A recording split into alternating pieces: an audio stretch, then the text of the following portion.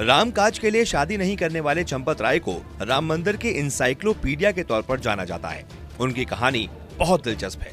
बात 1975 की है। इंदिरा गांधी ने देश में इमरजेंसी का ऐलान कर दिया था। विपक्षी नेताओं की गिरफ्तारी होने लगी। जब देश में विपक्षी नेताओं की गिरफ्तारी हो रही थी, तब चंपत राय बिजनौर के डिग्री कॉलेज में बच्चों को केमिस्ट्री पढ़ा रहे थे। तभी अचानक कॉलेज के कॉरिडोर में शोर होने लगा। उन्होंने देखा तो गेट पर कुछ पुलिसकर्मी खड़े थे।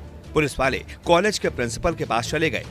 थोड़ी देर बाद कॉलेज का चपरासी चंपत राय की क्लास में आया और बोला कि आपको प्रिंसिपल बुला रहे हैं। वो प्रिंसिपल के पास पहुंचे। पुलिस वाले ने चंपत राय से कहा कि वो उन्हें गिरफ्तार करने के लिए आए हैं। तो चंपत ने कहा, मैं भी छात्रों को पढ़ा रहा हूँ, आप वापस जाइए, मैं अपनी क्लास खत्म करके खुद थाने आ जाऊंगा। चंपत राय की बात सुनने के बाद पुलिस वाले वहां से चले गए। क्लास खत्म करने के बाद चंपत राय थाने पहुंचे, जहां पुलिस ने उन्हें गिरफ्तार कर लिया। वो 18 महीने जेल में रहे। चंपत राय की ये गिरफ्तारी इमरजेंसी के ही दौरान हुई थी। 1980 में जेल से रिहा होने के बाद चंपत राय ने सरकारी नौकरी से इस्तीफा दे दिया। वो संघ के प्रचारक बन गए। संघ में उनके काम को देखते हुए तत्कालीन सरसंघ चालक रज्जू भैया प्रभावित हो गए। इसके बाद उन्होंने राम मंदिर की लड़ाई लड़ने के लिए अयोध्या तैयार करने की जिम्मेदारी चंपत राय के कंधों पर डाल दी। रामकाज मिलने के बाद चंपत राय अवध के गांव-गांव घूमे। युवाओं से राम मंदिर आंदोलन में शामिल होने की अपील की। इसका असर ये हुआ कि राम मंदिर के लिए लड़ने के लिए युवाओं की एक फौज खड़ी हो गई। वहीं चंपत राय ने अयोध्या राम मंदिर से जुड़े सबूतों को जुटाना शुरू कर दिया।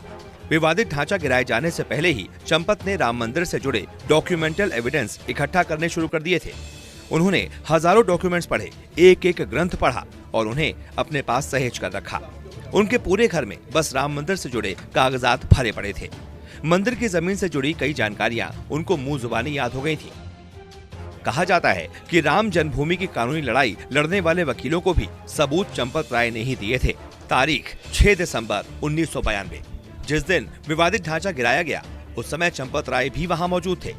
मीडिया रिपोर्ट्स के हवाले से दावा किया गया है कि एक पत्रकार के सवाल पर चंपत ने कहा, ये भगवान राम की वानर सेना है, सीटी की आवाज पर पीटी करने नहीं आई है, ये जो भी करने आई है करके ही जाएगी।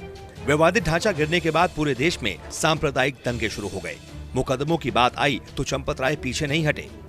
कल्याण सिंह के बाद चंपत राय ही थे जिन्होंने कोर्ट और जनता दोनों के ही सामने खुलकर इस घटना की जिम्मेदारी अपने ऊपर ले ली। रामकाज के लिए समर्पित रहने वाले चंपत राय ने शादी नहीं की। 1996 में विश्व हिंदू परिषद ने उन्हें केंद्रीय मंत्री बनाया था। 2002 में उन्हें संयुक्त महामंत्री और फिर अंतर्राष्ट्रीय मंत्री बनाया गया। राम मंदिर निर्माण की बारी आई तो उन्हें श्री राम जन्मभूमि तीर्थ क्षेत्र ट्रस्ट के महासचिव की जिम्मेदारी सौंपी गई। अयोध्या में उन्हें रामलला का पटवारी भी कहा जाता है। 18 नवंबर 1946 को बिजनौर के नगीना कस्बे के सरायमीर मोहल्ले में जन्मे चंपत राय के पिता का नाम रामेश्वर प्रसाद बंसल और माता का नाम सावित्री देवी है। बचपन से शांत स्वभाव के रहने वाले चंपत राय को पढ़ने लिखने का काफी शौक था। चंपत राय के पिता रामेश्वर शुरुआती दिनों से ही आरएसएस के सदस्य थे। पिता की जीवन शैली से नन्हा चंपत बेहद प्रभावित था। बड़ा होकर वो पिता की तरह बनना चाहता था। बड़ा होकर उन्होंने आरएसएस ज्वाइन कर ली।